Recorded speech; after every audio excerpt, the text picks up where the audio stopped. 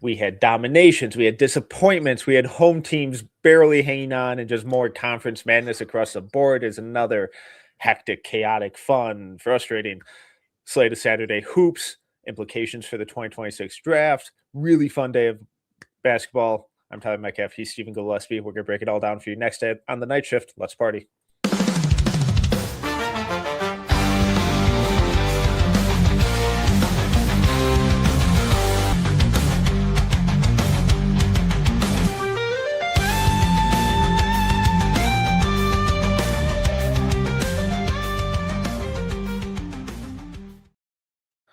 Steven, my good man, what's going on, buddy?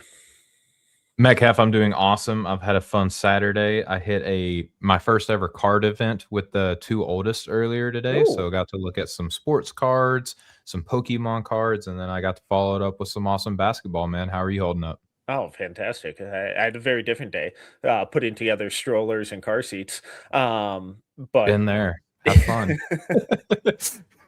Don't miss it. I kind of want to just talk to you like for the next hour and a half about this card show. Any good finds, Yeah. any good rips? Did you guys just go solo card hunting or ripping packs? Oh, look at that. Love that. This is what I got. Apparently Paige has a boatload of these, so wasted $10 it turns out. But I had a good time, man. The vendors were super nice to the kids. Like I went in thinking like, okay, like I'm dad, I'm gonna help my Yeah. my two oldest like not get swindled. Dude, my oldest son like speaks Pokemon, like sells and trades like an expert. So he had a blast, they both asked vendors to sign their binders if they made trades with them or bought stuff, and the vendors were all great, dude. Like at the end they got 2 free like graded Pokemon cards because they were just like hustling and bustling all over the place. It was so much fun. Like I can't wait for the next one. It was my first time too, so it was a very fun vibe. Oh, I love that. I love that. All right. Enough bearing the lead, enough chit chat. Yeah, sorry for my family talk. Yeah, how dare you fill us with more heartwarming stories of your life and family. I Basketball. interrupted you last time Basketball. with that. God, too much, Steven. Stop enjoying life so much. We got work to do. All right. We just got done with BYU versus Texas Tech. Texas Tech. Close game up until like that last 5 minutes. Texas Tech goes on this monster run, blows out BYU 84-71 at home. Where do you want to start? I'll give you the floor. Where do you want to go? I know that in sports podcasts, a lot of times like hosts will lead with the team that loses and the home team crowds are like the ghosts are screaming at the radio, like, hey, talk about our team, say all the cool stuff we did. We could do that, or we could just talk about AJ Dybantsa because he was the biggest prospect in this game, Metcalf. So I will leave it up to you as the host. Like, which route do you want to take here? Great. No, so I want zero responsibility. Two bad choices. No, Yeah, let's rip the Band-Aid off because Sure. at the core we are a draft show, so we got to talk. Let's talk AJ, and then we'll get into all the good and concerning with Tech. AJ Dybantsa, 32 minutes, 13 points, 6 of 17 from the floor, 0 of 3 from 3, just 1 free throw, 3 rebounds, 1 assist, 3 turnovers, 1 steal. It was a whole lot of. He looked like he was sleepwalking out there, and it's just it was by far his worst game in quite some time. He's been really, really good for the last month or two. This is a bad game. Absolutely. There's no tiptoeing around it. I don't even want to say he had an awesome first half. I felt like he had a solid one. He had 11 points. He was getting to his sweet spot to where he would get up in that mid post, do the patented turnaround fade with the low trajectory on the shot, and it would just cash in. He didn't get his first point in the second quarter until I think that there was like 5 minutes left of the half, if I'm not mistaken. So beautiful, dude. Drive. It was beautiful drive. But even that shot that he was like kind of banking in the first half, everything literally fell short for him, both in terms of his performance and the jumper. We talk about the 3-point shot, and hopefully someday it'll get there. It is a low trajectory. Maybe there's a Kawhi Leonard type outcome with the jumper. It wasn't there tonight, dude. And I will say the biggest thing that stood out to me is that all the hard work that he's put in, all the improvements that he's made to his game, I felt like it took a tiny step back tonight. It didn't feel like the playmaking was as potent. We can talk about how there were probably some would-be assists left on the table, but by and large, I even if you add those, I still would have felt pretty underwhelmed by the amount of involvement that he had with his teammates tonight. And that's where the naysayers are going to come out. You know, there are some other stellar performances over the this weekend that we're going to be talking about, but AJ just left a lot on the table, dude. And to your point, it felt like he just didn't really even be aggressive with anything at all. Which is weird given how the first half went for him, because I thought he was Yeah. tremendous at getting to his spots in the mid range. Once he gets to like that free throw line, gets to the nail, he's it's money just every Yep. time because he's so big, high release point, great elevation on his jumper, and from that spot, he's absolutely automatic. And then we started seeing him bait defenders into leaning in on that shot and getting them to anticipate that he was about to rise up, and then he would shot fake and then step through and finish with a floater or a layup. It's like, all right, well, this is the scoring craft, and he had, I think, wait, 11 in the first half. 11 in the first half, yes, sir. It's like, all right, this is beautiful, and then just nothing in the second half, and his shoulder was wrapped up pretty heavily. He had Yep. said pregame he was fine, so you're out there, you're playing 32 minutes. You say you're fine, I'm going to take you at your word. You're fine, and just the overall effort level and involvement wasn't good enough. But what I feel like kind of goes into that though, and this is not excusing AJ, but it doesn't really feel like anyone on this team has, like, a sense of the moment of what the Mhm. team needs when they need it and, like, what the right decision is, but they have a lot of guys who are like, "Alright, my time to shine," and it's like, "Okay, Richie Saunders, we're gonna miss our 5th movement 3 in a row. We sure that's the best shot? Maybe not." Rob Wright just out there kinda doing his own thing, ended up with 28 points, 9 of 17 shooting, 9 of 9 from the free throw line. When he gets downhill, he's really fun, but there doesn't seem to be that veteran presence of like, all right, I need to slow the game down and get this guy a touch or really set guys up in the right position to succeed. And AJ's absolutely a factor in that, but I also feel like at times in games like this, it also hurts his game as well.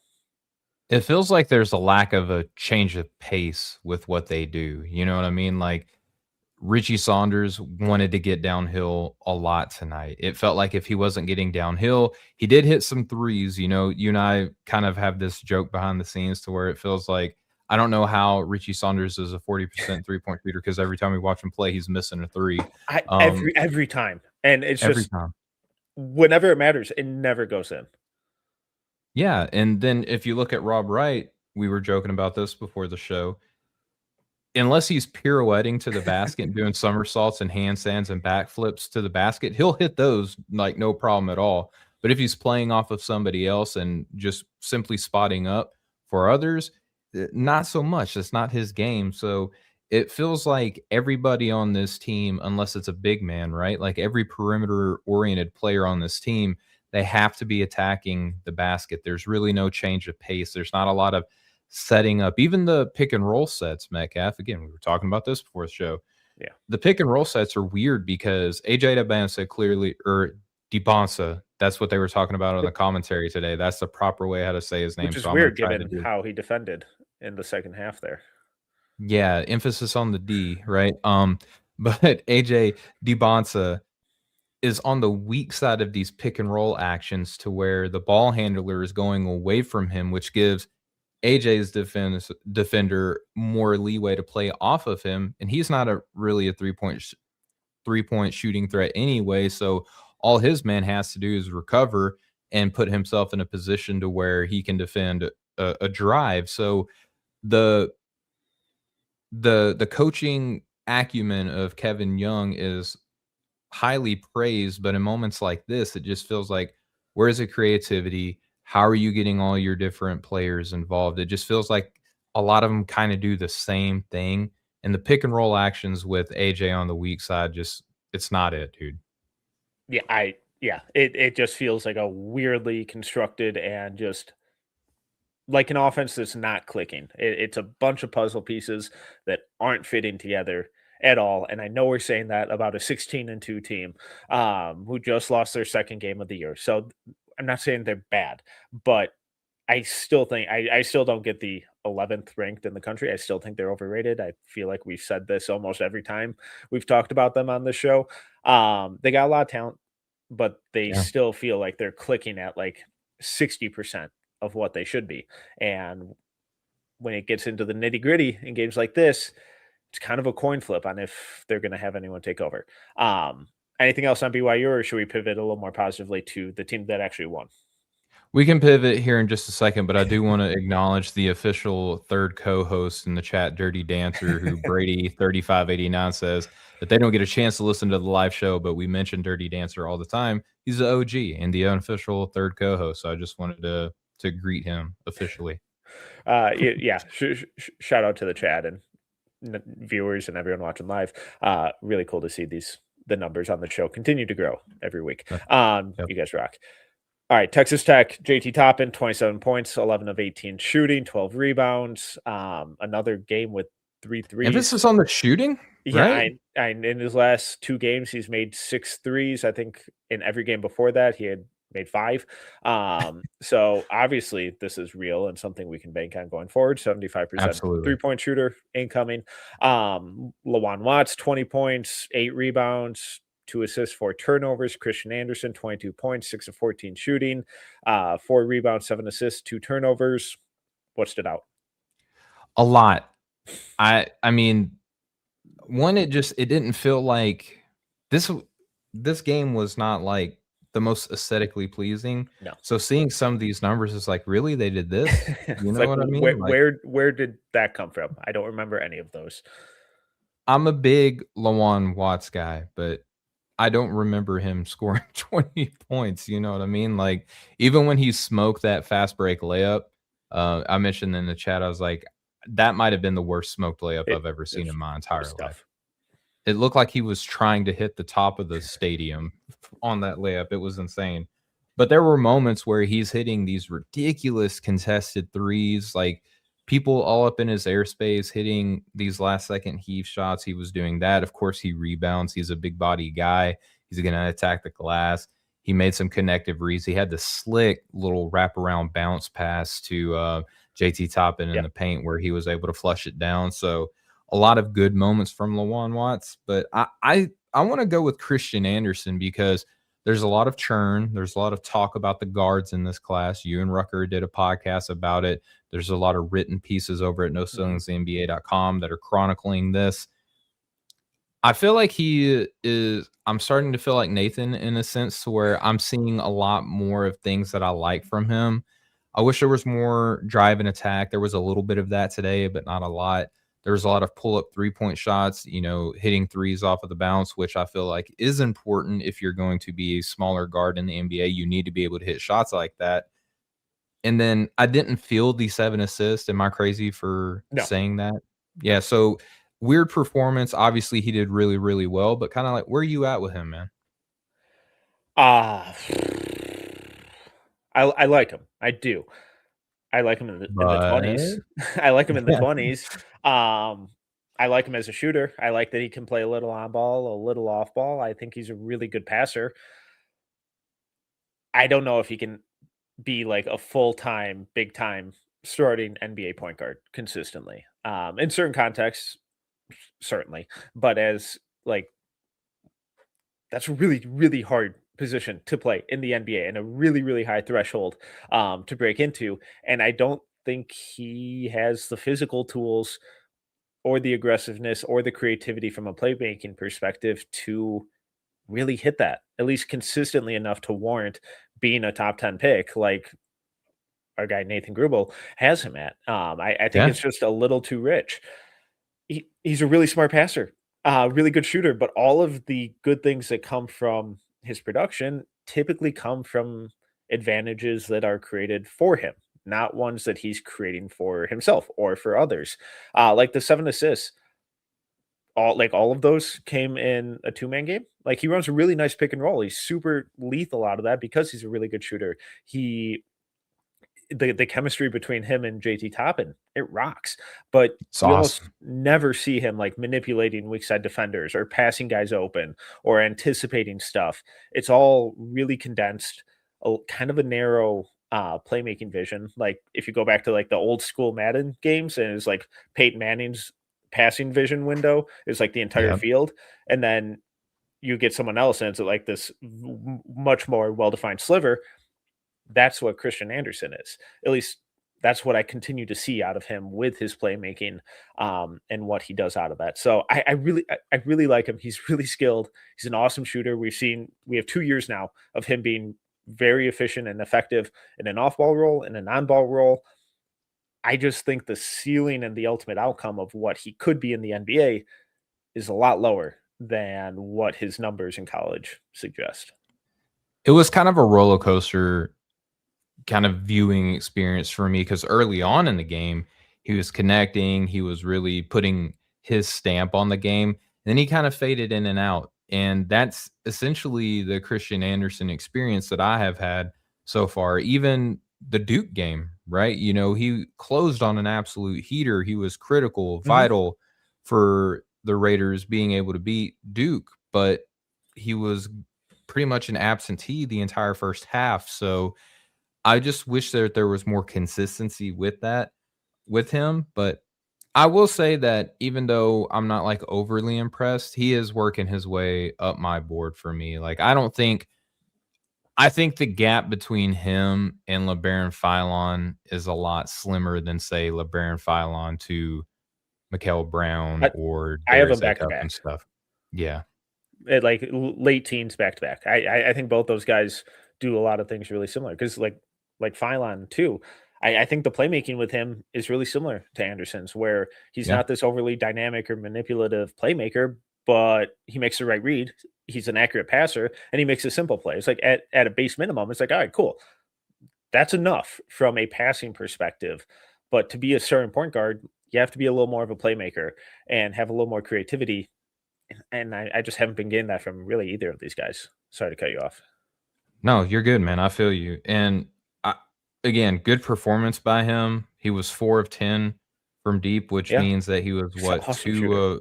2 of 4 from 2. So he efficient, got 2 blocks on the night too, very long and active. I think I heard Fran Fraschilla kind of compare him to Jamal Murray tonight and kind of understand the thought process to where he's active on both ends of the floor, but he's not as physical, I would Yeah, say, and that that's what kinda made Jamal Murray special even at such a young age. yeah, that like with some of the two-man game stuff, I absolutely see that. Like Yep. running off screens and DHOs and pick and roll, absolutely. But then like once Murray comes off those screens, he's so good at putting guys in jail and getting to his spots and being strong. Jamal Murray, like really underrated strength. Christian Anderson, not that. Yeah. He's like 170 pounds soaking wet. So yeah, Yeah.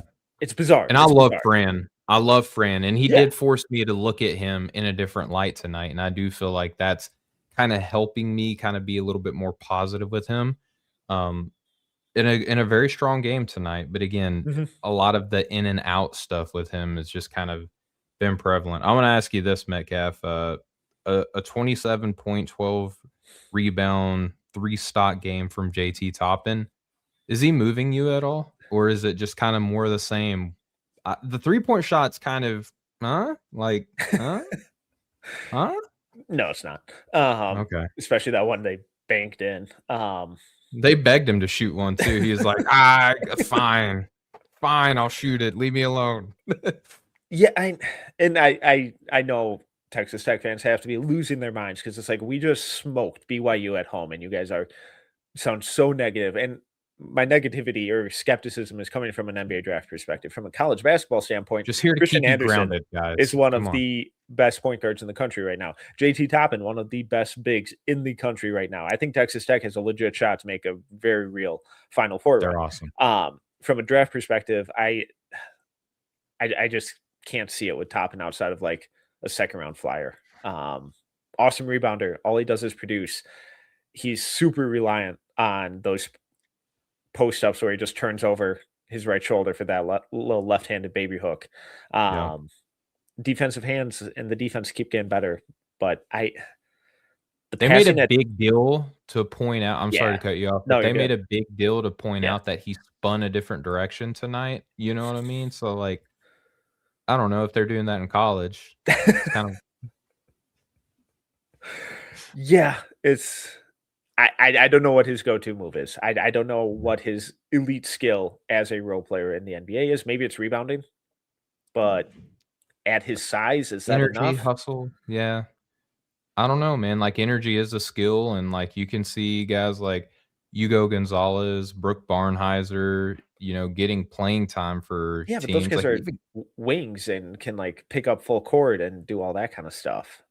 it's true, I'm just, like, maybe in certain maybe you could just, like, do well to get, like, a hustle big in there, but it is hard, like, the eye of that needle is so much smaller than some of the other archetypes that we do have Yeah. at the big man position within this class, even though the class at large at that position isn't necessarily blowing my socks off. Yeah, like could he be Brandon Clark? Montrezl Harrell, something like that, Like maybe? if he slimmed down a little bit, like Jared Vanderbilt, maybe. I don't know. It's just Yeah. it's a brutal archetype to figure out, and one that I am always wrong on. When I buy in, they're horrible. When I sell, they end up being good. So I don't know. I'm just gonna Yeah. ride I the fence. loved EJ Liddell when he came out, you know what I mean? Oh Like, god, that but congratulations, Texas Tech, for your victory against a ranked BYU team tonight. You guys definitely deserve to be happy about that. yeah, they're a very very good college basketball team. All right, you good? You want to jump to Duke Stanford? Boy, do I. Which kind of different from the game that we just talked about in a sense to where really we shouldn't be thrilled to talk about the box score looking the way it does in terms of, like, how one team scored and the other team didn't. But I felt like there was so much to take away from this game, like, scouting wise, really on both sides of the floor, Metcalf. Do you wanna do Duke or do you wanna do Stanford? I mean, we can start with Stanford because it's gonna be about 2 minutes because they suck. Yeah. I mean, maybe it'll be a little bit longer than 2 minutes because I got some questions for you about, Ibuka Okori, which is really Yeah. the reason why anyone would wanna watch this Yes. game. Yes. We're talking about guards in this class, we're talking about the depth and quality of the guards in this class, and Ibuka Okori is one of these guards that has risen up the ranks, Gatorade Player of the Year coming out of New Hampshire, which New Hampshire is surprisingly deep, in ball when it comes to Gatorade Players of the Year. I'm doing a little work on that on the side, more to come. But, Ibuka Okori had a heck of a time trying to do anything tonight, thanks to one, Dame Sarr. Yeah. The Ibuka Okori experience has been interesting. A question that I have for you, Metcalf, is, like, what were your thoughts coming in, and then what are your takeaways now? Coming into the game, second round flyer kind of territory for me.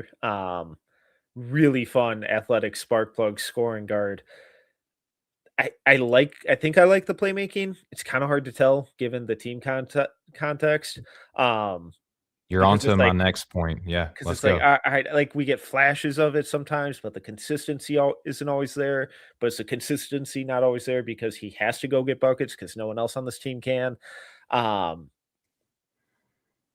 So I struggle with it, and he's had some monster games. He's been fantastic this entire season. He was horrid tonight, and Duke totally 1000% sold out on him. The game plan was the first 5 bullet points were Ibuka Okori. It was take away him, dare literally anyone else to make a shot, and they couldn't. They were bad. They couldn't make a shot, they couldn't make a pass, they couldn't take care of the ball. It was really bad, and Dame Sarr deserves a ton of credit. We'll get to that. But then what was kind of more concerning for me was that like once Okori kind of was going through those struggles in the first half, I thought he totally disappeared in the second half where he just shut down. Like the work rate disappeared. There were a handful of possessions where they had him starting out in the corner and he just stood there like a statue upright. Yep. I'm like, can we at least be like shot ready or like pretend to cut or like something? And just I thought the body language was rough. I get it because there's a brutal game and just, I'm guessing, not a fun time, getting blitzed and doubled and defended like that while losing by 30. No one's having fun out there, but it just kind of left a bad taste in my mouth. Yeah, I feel like if he would have done in the second half what he did in the first, it's almost like redlining a vehicle where it's like, do you wanna, like, do you wanna blow a gasket with him? Like, where do you want it? Like, what's your objective here? You Yeah. lose this game by 30 anyway, like, him trying harder, like, how much more does that do for the team?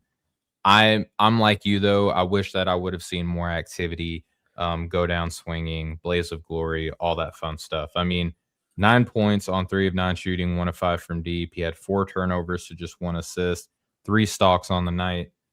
Again, a lot of his work came in that first half.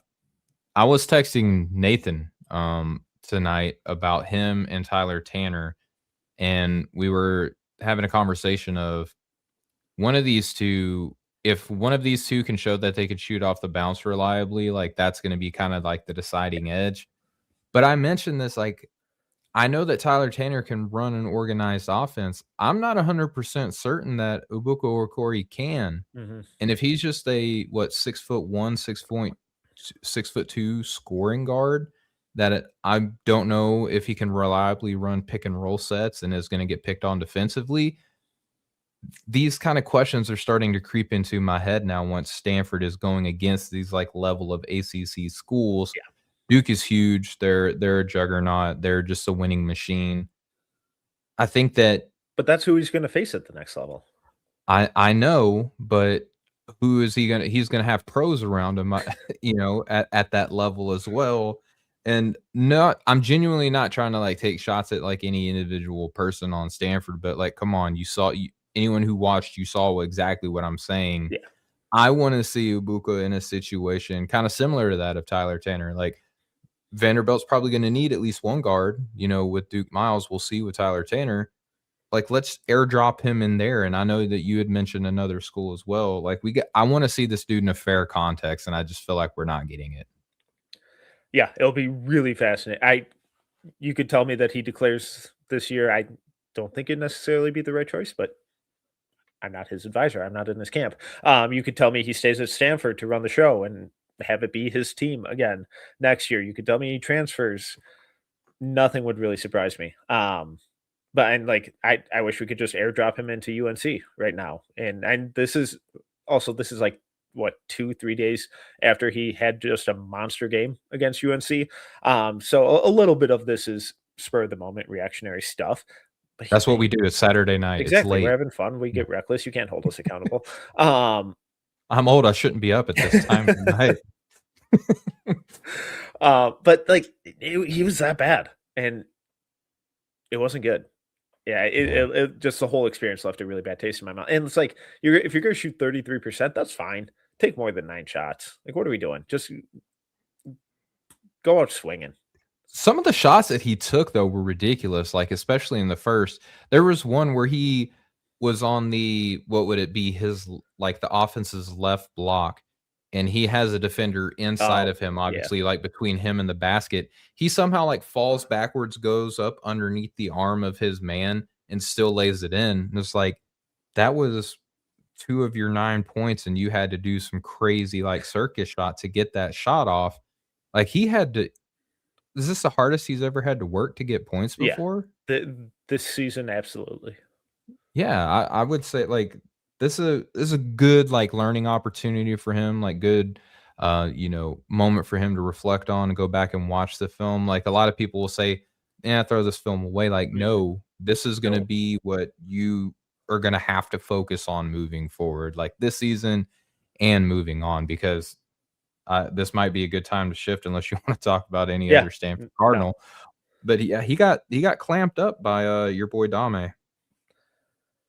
I haven't really gotten the Dame stuff for most of this year. I've been really disappointed with him. But the defense rocks. It Yeah. kind of consistently has, but it stood out in a major way this year. And just like when he goes into a matchup of I'm going to ruin your night, he can be absolutely game changing on that end of the floor with his measurables, with his athleticism, with his work rate, his competitiveness, it can lead to some really special performances like we saw from him in this game. It's not even a lot of it, like, is his credit, you know what I mean? Like, a lot of it is the effort that he's putting in, the understanding of his tools, the fact that he's laterally mobile enough to be able to stay with a guard like Ibuka Okori and just clamp him up. But he has afforded such a great opportunity by playing at Duke where you're gonna have depth. Like, if I get 3 or 4 fouls and a half, like, "Oh, shucks, we just got a next man up, Malik Brown, come on up and hang out with us," you know what I mean? And then you're gonna guard Yeah. Ibuka Okori. So and you Cam Boozer behind you, you got Pat Young, but somewhere back there behind you as well. Like, Dame can really sell out against a player like Ibuka. But it was encouraging to see he only had 1 foul tonight going up against Ibuka, and that's the Yeah. generation of offense within this team. So, I'm with you, like, I kinda liked Dame coming in because I thought he was gonna be a better three-point shooter than what he's shown so far. Misses only three-point attempt tonight. In fact, he was only 1 of 2 from the floor, 1 of 2 from the free throw line. The offense is kind of weird and funky, and it waxes and wanes, but to your point, that defense is solid. He is just a greyhound on that side of the floor. Yeah, I still don't really trust the offense. I was hoping we would get a little more pseudo point guard on ball stuff from him, and it's clear that they just don't trust him on that end of the floor with really any decision making stuff. Open court, very fun. When he gets a clear driving lane, very fun. Everything else, big old question mark.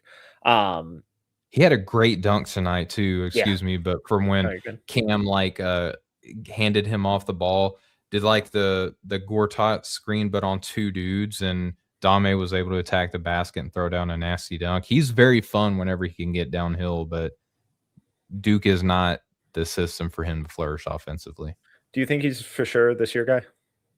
I don't. I don't feel comfortable about a lot of, people outside of my, like, top 18, like, for sure Yeah, coming out because of NIL and all the stuff that we always talk about. agreed. Cam Boozer is someone I'm assuming is in that top 18. Not bad tonight. 30 points, 12 of 17 shooting, 2 of 3 from 3, 4 of 8 from the line, 14 rebounds, 3 assists, no turnovers, 3 steals, 1 block. I'm gonna try to get on this StreamYard to the media assets and find the green room on here, so maybe he can maybe he can find his way in here with Rucker out. Uh, Maybe I can set a I, core top screen on Rucker. everyone knows Rucker hates Cam Boozer, so it's not me, folks. I'm sorry. Yeah, I mean, look how much love he's getting on a show sans Tyler Rucker. This is incredible. So, Correlation, causation, who can tell? coincidence, I think what? Um, dude, I'll tell you, like, I'm not ashamed to say this, like, I have not been the most staunch Cam Boozer fan. I'm not a hater, but I feel like sometimes not a lot of people really talk about the things that are concerning.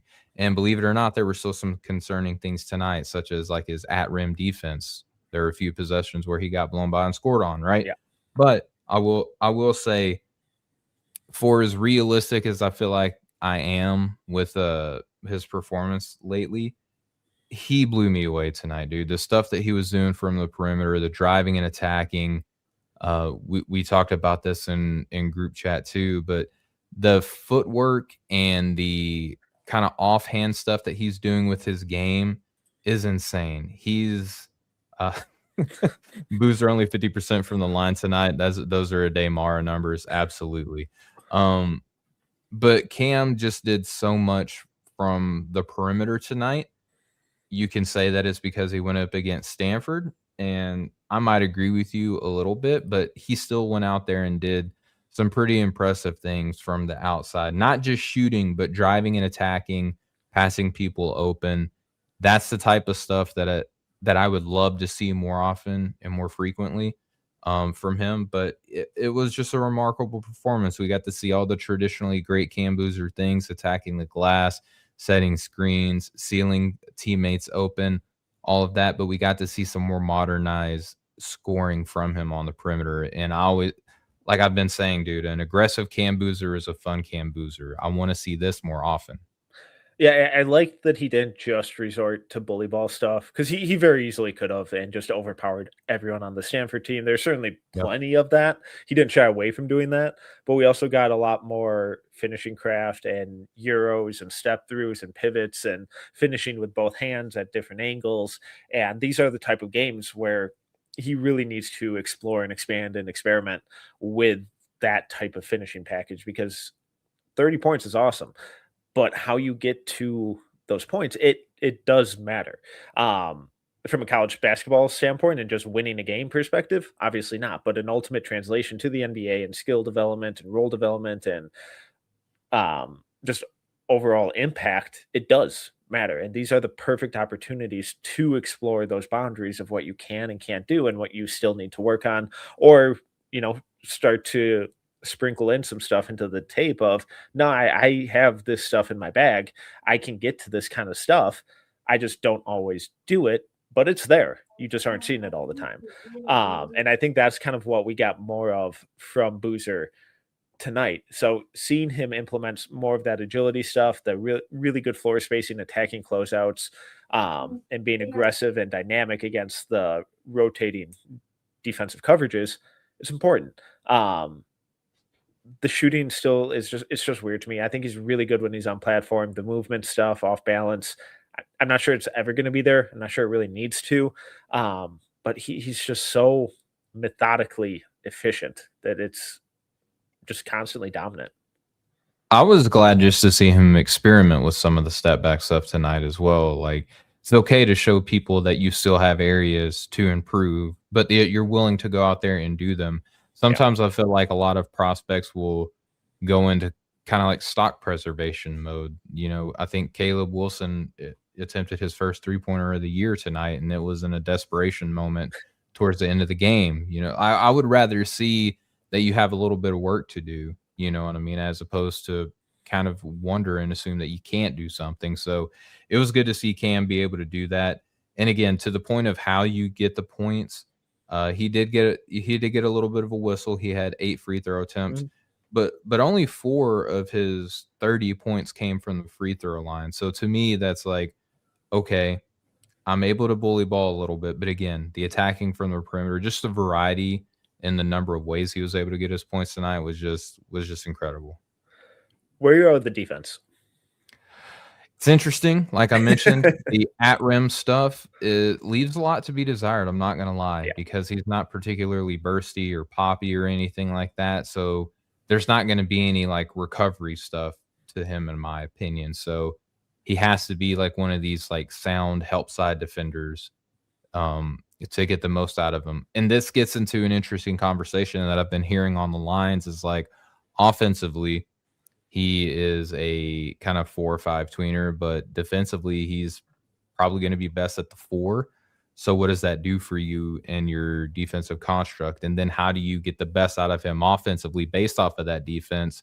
Because it looks like the best way to do that is what Duke is doing when you have a guy like Pat who will try to attempt some threes, and he is a little bit of a playmaker within the front court himself. So it almost feels like you kind of have to get particular with your front court um, lineups, but it's hard to say definitively because he's playing in a way that a lot of us agree that it's going to look different in the NBA. So that's just a fancy way of saying I have no freaking idea, Metcalf. Like, what do you think? I I kind of think it's been bad this year. Um, Like bad or like not to the level that we thought it was going to be? Disappointing, I guess then. Okay. Um, Okay.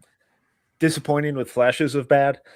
Um, I knew he wasn't this like explosive big time rim protector coming in. Like that's never Sure. what he was in high school. Um, his defensive playmaking numbers were never insane or eye popping or really even good, but he thrived on just being positionally perfect every single possession. Where Smartest with guy on the floor. Yeah. whatever rotation he needed to make, he was there exactly when he needed to be.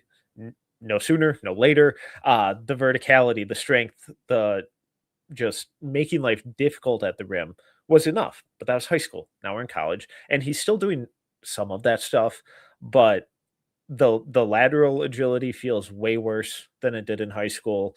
Not shocking because guys in college are faster. But guys are turning the corner and blowing past him a lot more easily. The rim protection stuff, I think, is almost non-existent with him. Like his hands are good, and I know this feels weird coming off a game where he had 4 stocks, but I mean Stanford had 18 turnovers in this game. They couldn't Yeah. hang on to the ball to save their life. Like he can't be your defensive anchor. He can't be your primary rim No. protector in the NBA. He can't do that really in college. So it's going to make it really, really tricky. He's going to have to play with, like you said, a stretch 5, which aren't the most easy things to Just find. go get one of those. Yeah. Yeah, it's like, oh, a guy who can protect the rim and shoot threes, why not?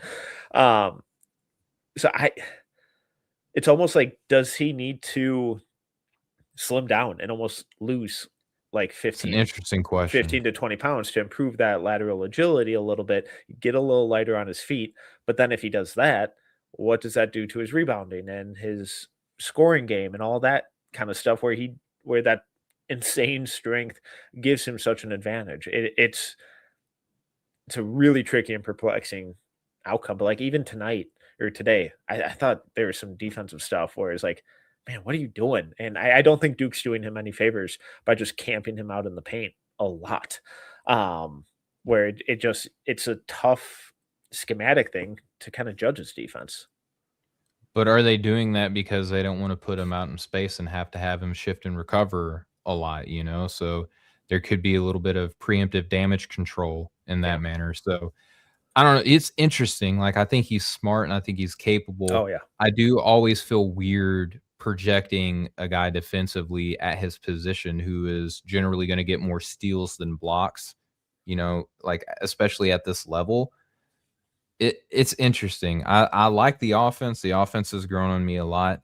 The defense does have some deficiencies. I think it would be interesting to see, like, if we could look at a parallel universe and see what it would be like instead of if at 250 he was at like 235 and is like working out in the offseason with Wimby, with the monks and stuff like that. Like, is he more bendy, shifty, flexible?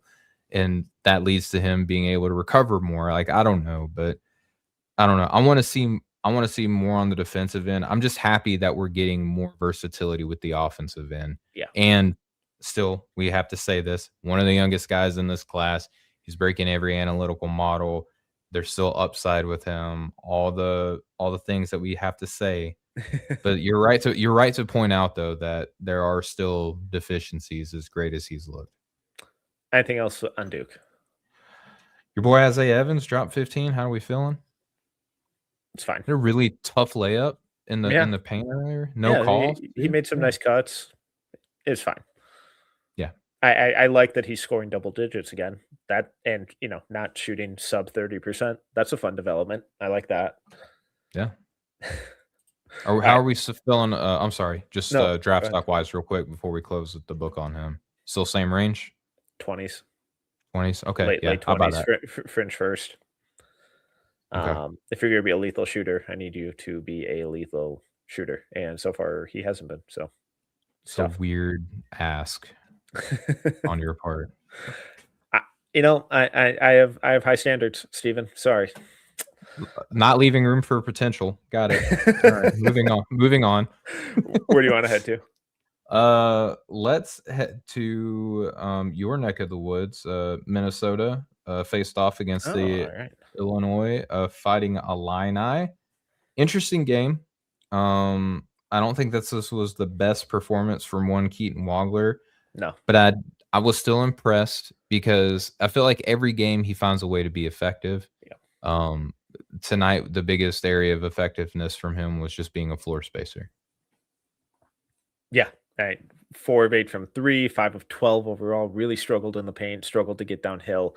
3 or 4 from the line, 17 points, 4 rebounds, 5 assists, 1 turnover, 2 steals. So, like you said, the scoring wasn't quite up to the standards that we've come to expect from him based on how he's played, but he's still finding ways to make it winning plays. He's still finding ways to impact the game. And we've talked about a lot of guys tonight already who have like, well, they couldn't score and then they disappeared. It's like, well, Wagler struggled to score, and he still found ways. And he knocked down a couple like super deep like DHO Real deep threes, threes, or it's yes. like, oh my God. Um, Imagine what it looks like when he actually gets anywhere close to having NBA strength. But then he's been a really good rebounder, really smart and effective and efficient passer. So I love that we're continuing to see that stuff from him, and he just keeps climbing on my board. Speaking of that, he's gotta be lottery, right? Um, I have him top 10. So yeah. Okay, yeah, easy. I don't know what the argument against it is at this point. Like, I My, genuinely don't. Like, it's the my only strength, but, like, yeah, that's my only concern. But do we think this nice guy is never gonna get any bigger or stronger? well, right. My bigger concern is just, does it actually affect him getting on the floor early at an Yeah. NBA level? Or in, like, is an NBA team like, oh man, we're gonna give you a year? It's like, no, don't do that. Don't ever Gotta do give that. him reps. Yep. It's like, just get on the floor. If he gets hurt, then yeah, you give him time. But you gotta get on the floor. And like, from a strength standpoint, I'm still a little hesitant on if he can do that. But from a skill and IQ standpoint, and he looks about as ready as any other freshman guard in this class. And again, I've said it a lot. I've even written about it over at NoCellingsNBA.com.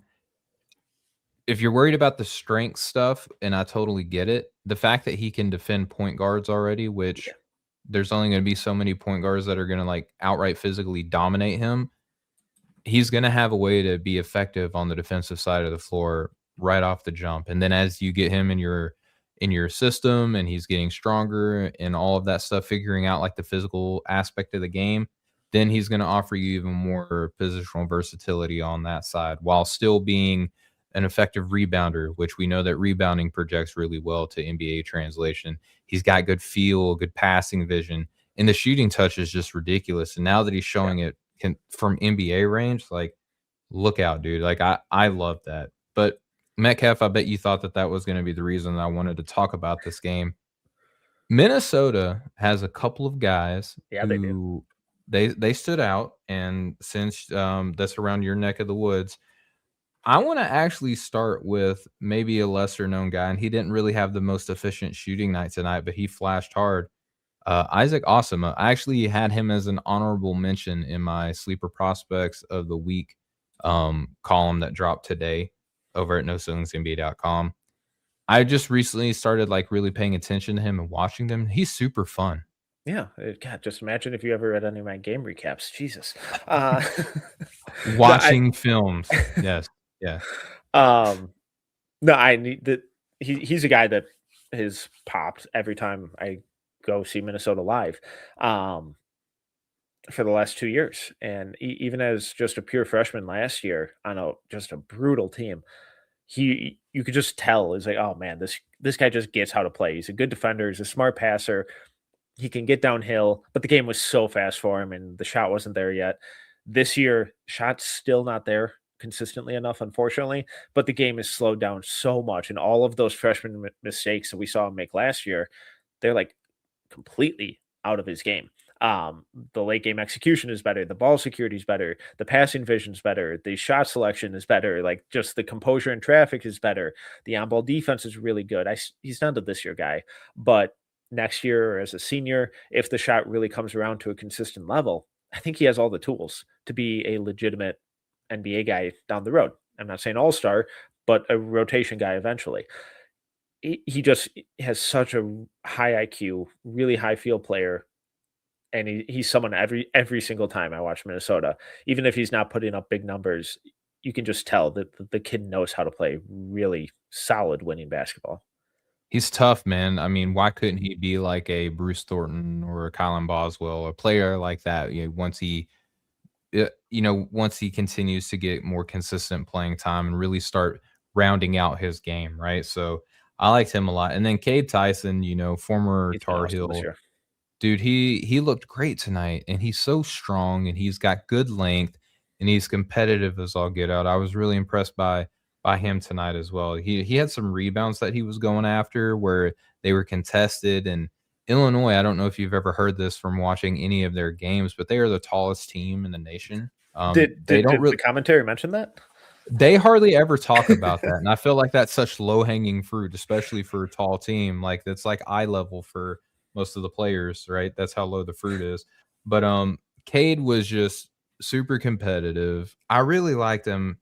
He's a senior. Am I mistaken, or is he a Yeah, junior? I think he's a super senior because he was at Belmont 2 years ago with Malik Dia, and Yep. then it's like, oh my god, this guy's like a one of the top transfer targets, 6'8", 6'9". What's he listed at? 6'7", excuse me. Shooter, like get him in the building, and then last year at UNC was a disaster. It was so bad. Um, Yeah. and then he was able to get another transfer year and has been awesome for Minnesota all Can season. we get him one more? Can we get him one more? I I just wanna why see not? another year of basketball. Like, let him go to the G League and then have him come back and get another year of development. I wish we had one more year to watch him because I think that there could be something there, you know what I mean? Like, there he just looks when he is on a good game, Yeah. you're like, "This could be an NBA player." Yeah, and effective field goal rate's up to 58.3 this year, free throw rate at 64.1, 39% from 3. He's been really, really good as an off-ball scorer, and coming out of Belmont, or when he transferred out of Belmont, is like, all right, just sniper shooter. Not much else, but he's an awesome shooter. And this year we're seeing a lot more off-ball creation with the cutting and the running off DHOs, getting downhill, being effective on the boards, all that kind of stuff. He's been really, really crucial for Minnesota's success this year. And even though their record isn't outstanding, they played Illinois really tough for most of this They're game. They fun, took dude. They're down so much Iowa fun. at home. They took down Indiana at home. They lost to Wisconsin at home on a buzzer beater. Um, Nico Medved's doing an incredible job with this team in year one, and I'm getting pretty excited about what he could kind of continue to build this program into.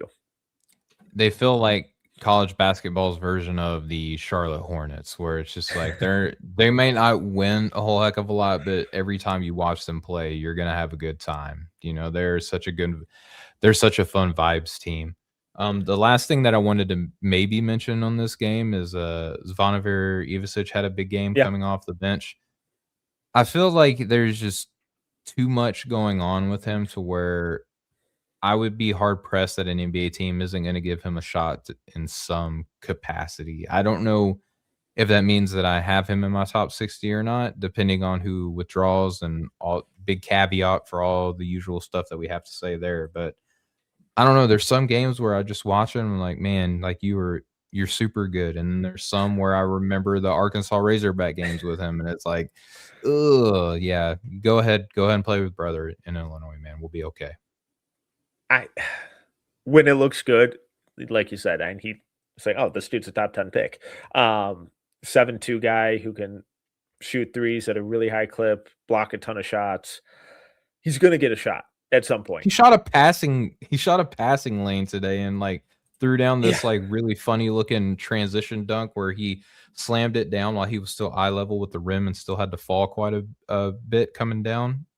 It's just like, when you see stuff like that, you're like, "Okay, you're really coordinated, you're really tall," like, an NBA team's gotta give you at least a little bit of a shot. Yeah, I mean, he has a BPM of 14 this year, effective field goal rate of 67.6, defensive rebounding rate 24, block rate of 14.8, shooting 88% on twos, 37% on threes on 11 attempts per 100, but he's only has a minute share of like 42%. What's So his it's usage rate while yeah, you're looking at it? 18. Okay, so yeah, very, very low. Yeah, Yeah. so it's all really low volume, really low sample size type of stuff. But if you're an NBA team, it's like, oh, he could be our third center. And on the right night, coming off the bench and he gets hot, instead of playing him for that 8 minutes a game, maybe we'll bump that up to 15 and just see if he can get us 15 quick points with a couple I would blocks on the love to right watch night. an NBA team play him 15 minutes and just see what that looks like. That'd be a I'm funny saying on little the right experiment. night, not every night, but like it's like, oh, he knocked down his first three shots. Let's extend this second stint out a little bit longer. Um, Like in March with Utah or something, you know? It'd be fun. um, but he's also a junior. I'd be really surprised if he declared this year. Yeah. I think him and his brother would both be smart going back to Illinois, get that NIL money, then come out as seniors. And whether it's the end, they're both going to be pros in some form or fashion. Whether it's in the NBA or overseas, they're going to make a lot of money. Yeah, they gotta get, like, a tracksuit endorsement or something like that and come back and get that money before they go to the pros.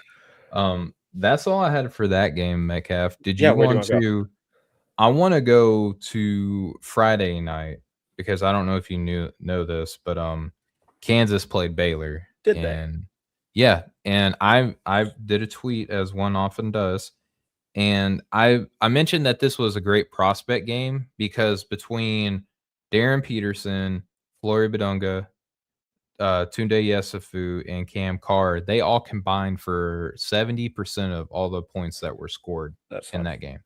Yeah, that was a very like, you got to see the guys that you wanna watch do really cool things. And they all did it. Yeah. What side do you want to start on?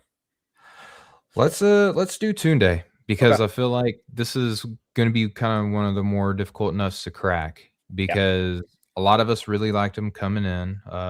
Apparently, he did really well at Hoop Summit from what I understand, he did. and, does his, Anthony Edwards impression. He's got the heart of gold. Everyone loves his story, and Yep. I'm not being condescending by saying this, like, I genuinely feel this way, but from what I understand is, like, everybody loves the story. This kid is, like, such an engaging and you know, a light, to be around, and everyone loves him, and he's got these physical tools, leading scorer in California state history. It's a lot of good things, and then you get to Baylor, and as it often happens, Scott Drew's offense just really makes it hard to sift through the production and see what kind of prospect is lying underneath that, you know what I mean? And he had 20 points on this night. He had 7 rebounds, 2 assists. I'm kind of wondering, like, what kind of prospect we're looking at with Tunde because, you would assume being the leading scorer in college or in California history that you would be this, like, lights out scorer, but he's rugged and he's a gnarly defender, dude. Like, he Yeah. is really, really good defender, gives a lot of effort on both sides of the floor. He's dropped 20. It was a good looking 20, but these types of performances haven't really been strung together as consistently as I would like to see. Yeah, and he's giving me migraines, not just headaches, migraines with his eval Mm. all season. Um, Not concussions, no, not that far yet. Um, Nate meant. Nate, I'll have some stuff on Got a Nate later. couple He's got a couple. But with Tunde, you mentioned the defense, and in high school, he was a horrid defender. Like I Mm, think arguably the worst like incoming freshman top 100 recruit defender in the country. Like it was bad, bad. And he's been so much better on that end of the floor. And I thought in this game too, the on ball stuff, the off ball still needs some work with like the screen navigation awareness, pursuit angles, all that kind of stuff. But the on ball was so much better than what I was used to when he really locks in, which he's starting to do consistently, gets down in his stance, great physical tool. So even when he does get a step out of place, he can recover a lot quicker than pretty much anyone, but he was fighting. His feet do get a little happy. He does get a little jumpy, and a little jab step can send him a couple feet the wrong way instead of just getting him leaning. But those are fundamental things that you can clean up. And given where he was this time just like a year ago, huge development.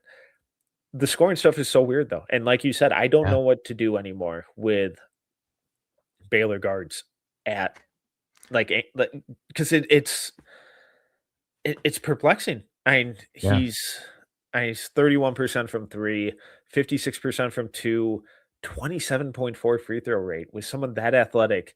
Like the at rim stuff has just been weird and bad this year. But it was weird and bad and awful for VJ last year and hasn't really been an issue in the NBA this year. He's been incredible. And it's like a night and day type of showing on the offensive end super quickly from VJ. I know VJ is an incredible prospect and I a better prospect than Tunde is. Um, but I'm kind of getting those similar vibes, or at least trying to ask myself the similar question of, all right, how much of this is situation and all of that, and in NBA spacing and all that kind of stuff, does it look better? Or does Tunde not quite even have the feel to impact the game in other ways than just scoring on the offensive end? I don't know. I just keep asking myself questions, and every time I watch him, there are more questions than answers. I saw an interesting pro comp for him online, and I didn't think to write the name down. So if you're listening, I hope you are. If you're listening, whoever you are, I'm giving you credit. I just don't know who you are. Um, Lou Dort was a comparison that I've seen online, and I get the heart of it.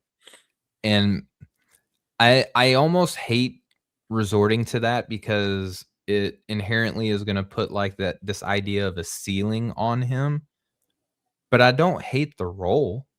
I for Tunde from what I'm seeing now, like, I have him, like, somewhere from, like, 15th through 18th on my board right now, which is weird because he's a freshman. I liked him a lot coming in. Baylor's always a tricky situation, but for that range, projecting someone to be Lou Dort is, I think, a great compliment, for what their pro outlook could could look like. And I know that you did a film breakdown on, a member of the Kansas Jayhawks here we'll talk to in a second. Tunde was in this breakdown a lot, and there was a lot Yeah. of times where I saw you mention like this is actually like really good positioning from Tunde Yesufu on here. So what do you feel about that sort of comparison for him? And my only struggle with that is that it's a complete departure from who Tunde has always been as a basketball Right. player, where he's always been an offensive first, defense we'll get to next week type of guy. And That like happens a lot though but with like guys in NBA, like but they it do it in can. college. They show Right. offensive dominance in college, not at the high school level Right. transitioning up. Yeah. Right. So I'm not against it. It's just a totally different way of trying to think about him as a prospect, which sometimes you just have to do. Um,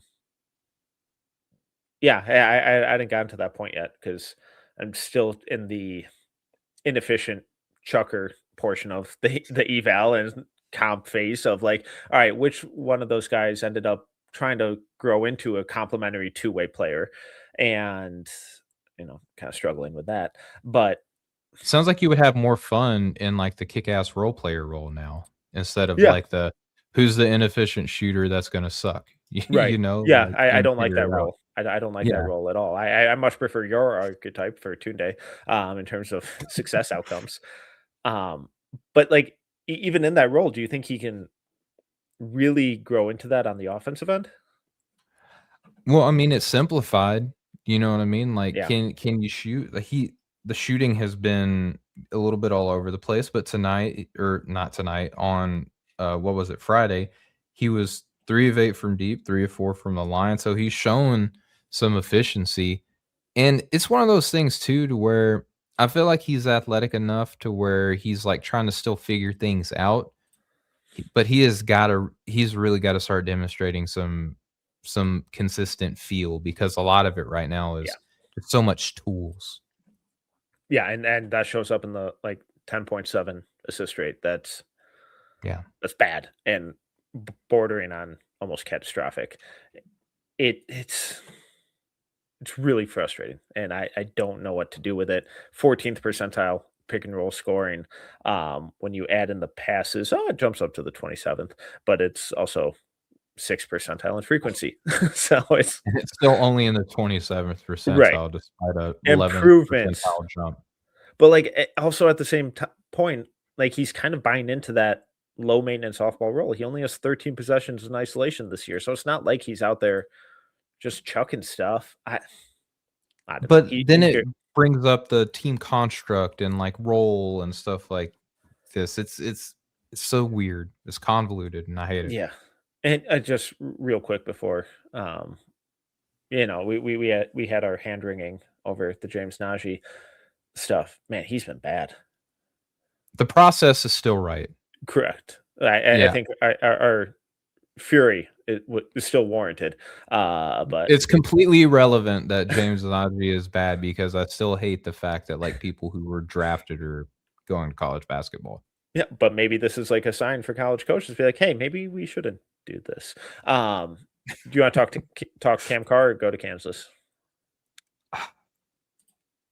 I really wanna get in on, like, the high-end stuff with Cam Carr because, man, Yeah. he's fun. He is the best difficult shot maker in college, in my opinion, and he didn't really have any defensive stuff tonight against Kansas, but typically throughout this year, I think he's got, like, over 25 blocks on the year as, like, a 6'5" guard.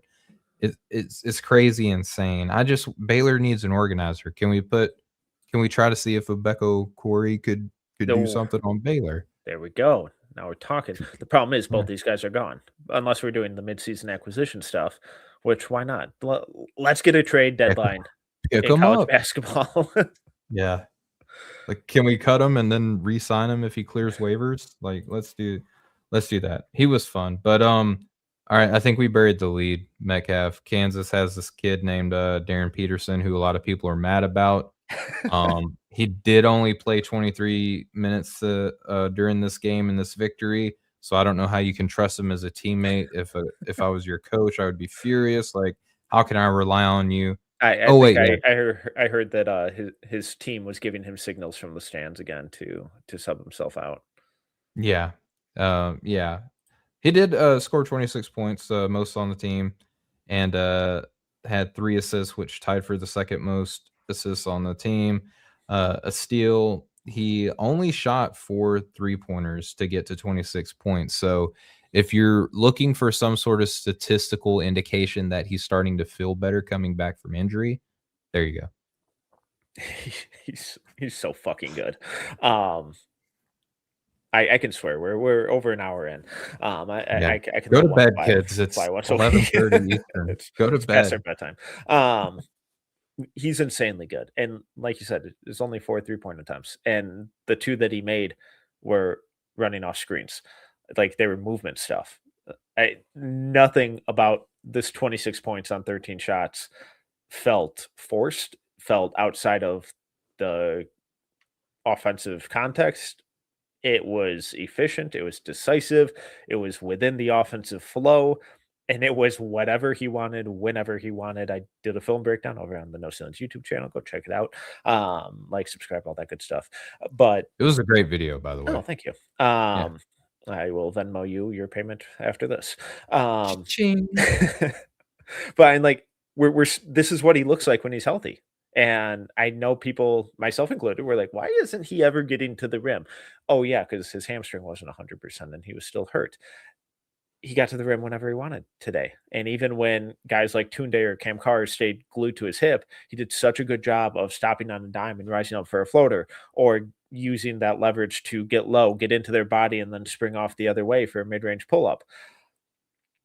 He's so good. He's such an effortless, dynamic, versatile, three-level on-ball, off-ball scorer. It's it feels like it's been a while since we've had a freshman guard prospect look this NBA ready from a scoring standpoint. He wanted to out physical the Baylor guards in this game too. There were countless times where he didn't want yeah, it's like in Jurassic Park where like the T-Rex, doesn't wanna be fed, they wanna hunt. That's what Darren Peterson wanted to do in this game. The back down that he had, god, who was it against? Was it against, Ogbim where he was like on it would have been the offensive's right side of the floor where he caught it in like the shallow corner and just like back down, spun, finished through contact up underneath like contested arms and drew an and one. He looked incredible. Big fan of his shoulder game. He is a grown man out there Yeah. and so potent of an offensive scorer. He's an absolute bucket who did make some pretty good reads that night as well. It felt like he kind of wanted to send a message, and we talked about how great Cam Boozer's game was, and it truly was. But man, like what Darren can do in such a condensed amount of time Yeah. is scary. And I don't we can get into the conversation of the big three and who you like over who. It is a big three. I'm having a hard time imagining anybody really passing Darren Peterson on my board though. It might just be a super ginormous supernova one and then a big two after him. He's just so good, dude. He's so much fun to watch. Yeah, I still have all 3 of those guys in the same tier, but I can't see myself moving off Darren at 1. I've had him at 1 all year, and it's like 1 with a bullet, and then AJ 2, Cam 3, but it's like 2A, 2B, where it's like if you have Cam over AJ, I can get it. Yeah. And as of today, I'm not sure I'd go that way, but I get it, and for certain teams, I would. But if I'm it's kind of at the point where, like, regardless of what team gets the number 1 pick, I think it's Darren. I thought we started to see a little more of the passing stuff come into play today too. Not quite the real dynamic stuff we saw in high school, but threw a couple nice lobs to Flory. And then defensively, I thought he was really good in the first half, moving his Yep. feet, cutting off drives, getting deflections. Um, Second half, he was abysmal on defense. It was really bad, just dying on screens, no effort, Yeah. whatever. First half good, second half horrible. It happens. Not too worried about it. But I thought this was his most well-rounded game, and it looked like his most healthy game, just from a movement standpoint. And he looks like that fluid, dynamic athlete that we're used to. He's forcing events on the defensive Mhm. in, like, every game. There were a few games in a row where he, like, didn't get a single steal, but he was getting at least 1 block in each of those games, so showing that the lateral mobility wasn't necessarily up to snuff, but he still was able to get vertical and contest shots. He's a sensational athlete. He's incredibly smart.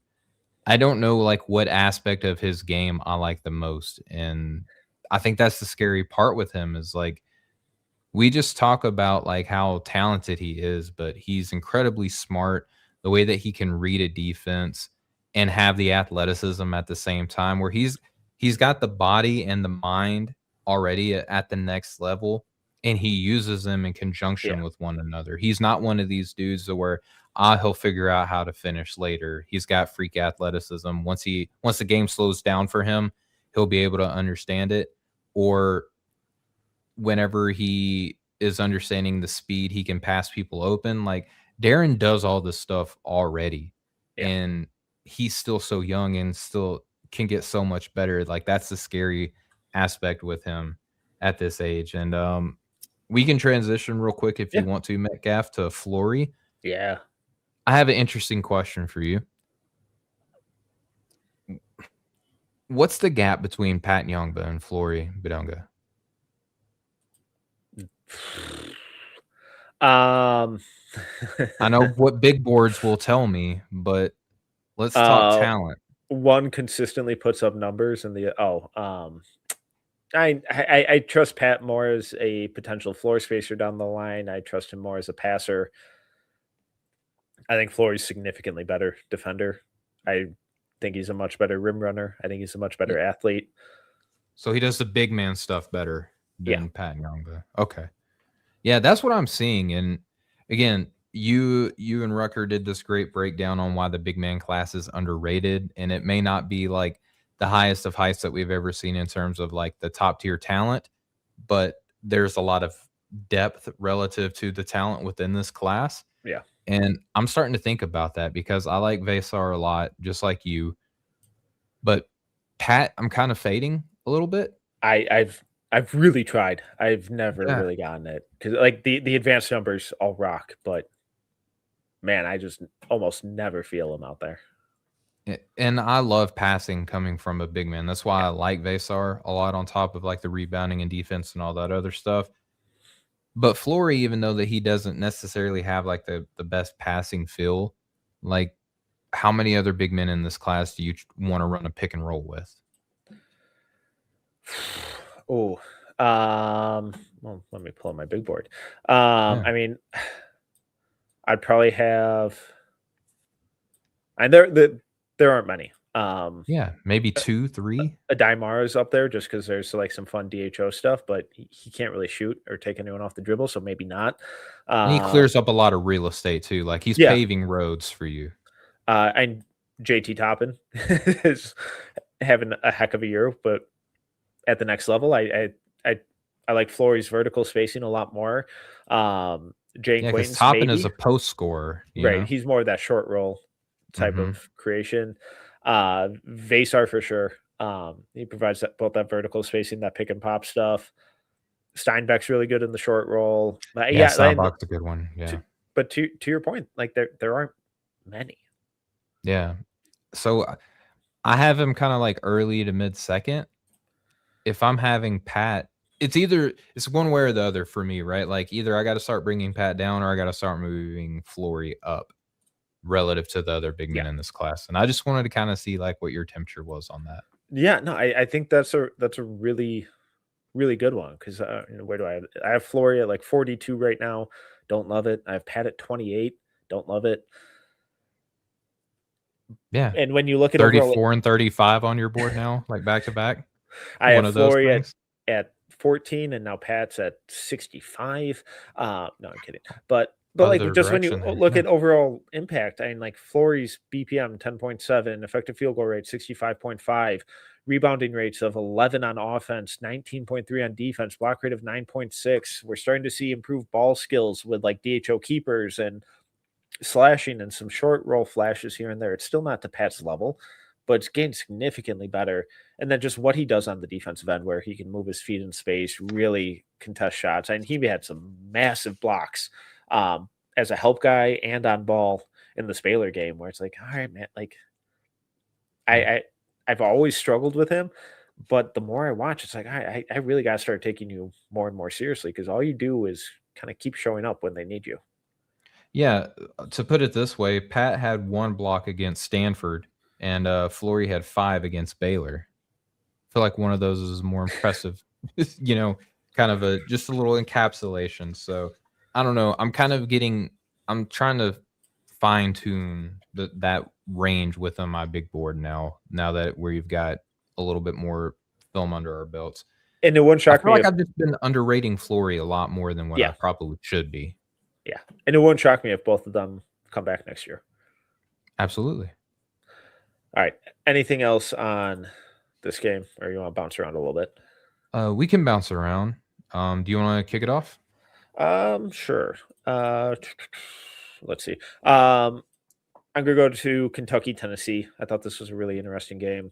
Um, Tennessee was a big, ended up blowing that lead, and really nice comeback by Kentucky. I believe they were down 17 at one point. They end up winning 80-78.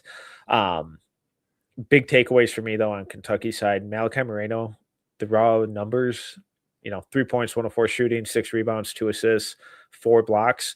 Don't necessarily pop, but he keeps really impressing me, especially on the defensive end. With like those 4 blocks today were really impressive with his rotations, his verticality, but then also the control on them of blocking them and keeping them in bounds to then spark the offense going the other way.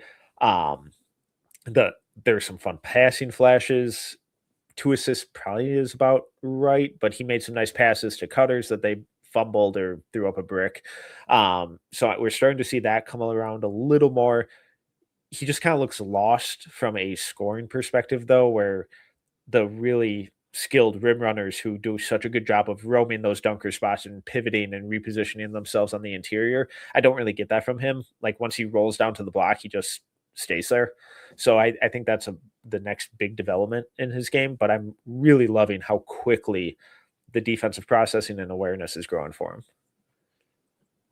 I'm always I'm a big fan when players make in-season improvements, and, Yeah, early on in the season, it felt like basketball in the SEC was gonna be too much for him based on what we were seeing in the non-conference yeah, schedule, and he's just consistently been thrown into the fire, some of that kind of really out of necessity with the hmm, Jane Quaintance being injured stuff, and he has gotten better.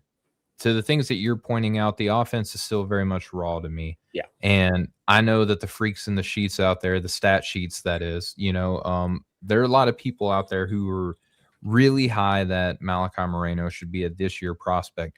There's still a whole half of a season hmm, out there for him to continue to climb and improve on. So maybe he will be. I just see so much rawness on the offensive end where that could be the potential side of projecting him. There's also the scarcity aspect, like how many freshman big men are potentially going to attract attention to the NBA level. So there's a lot of kind of, if you squint, you can see it, stuff that could work out with him. I am I am really happy with the fact that defensively is really starting to come together, because that was a big Yeah. question mark that I had for him coming into the season. The passing stuff, I kind of felt like that was going to be his little niche thing. And I felt like that's why a coach like Mark Pope, who likes this free flowing style of Mhm. offense, was big on getting both him and Quaintance, because you should theoretically always have like a passing big man on the court at some time, if not both of them together. So I am pleased to see that he's getting better defensively, and that his playmaking's there. I just want to see that offense continue to be a little bit more refined. Yeah, and I'm not to the point of him being a this year guy yet, but like you said, the the rapid improvements really encouraging to see. And then on the Tennessee side, Nate Ament, I I kind of liked his Come on, game. let's do it. I Let's kind of do liked it. it. And That's okay. not It's all of it, okay to like not it all. now. Yeah. I'll be mean. Don't worry. Okay.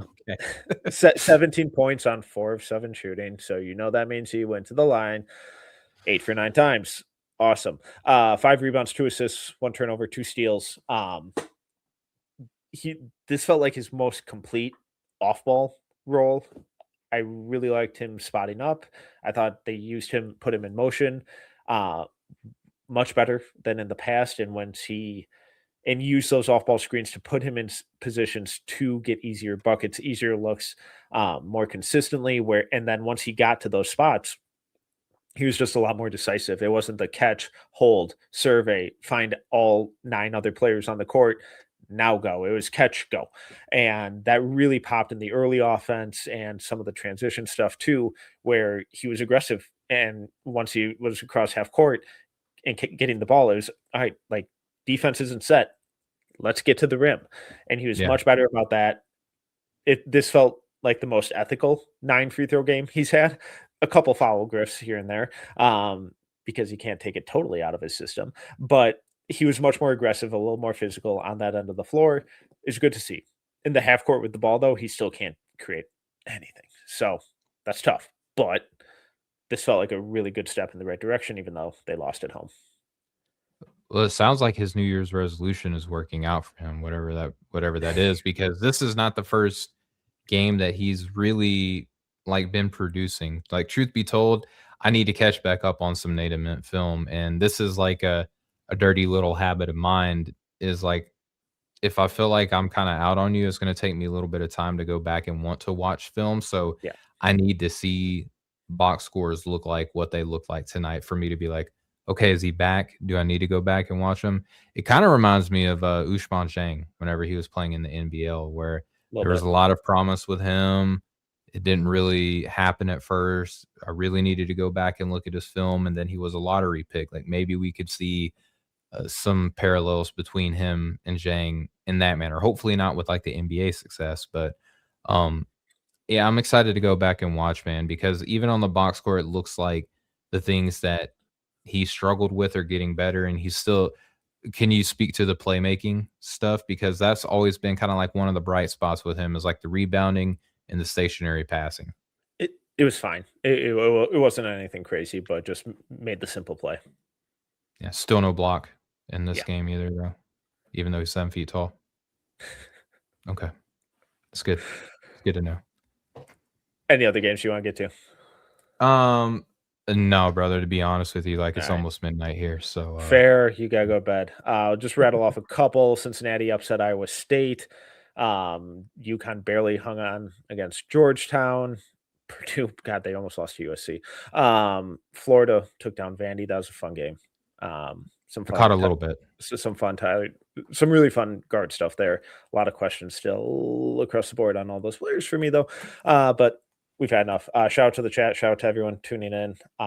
This was a blast as always. He is Stephen Gillespie at Stephen G Hoops.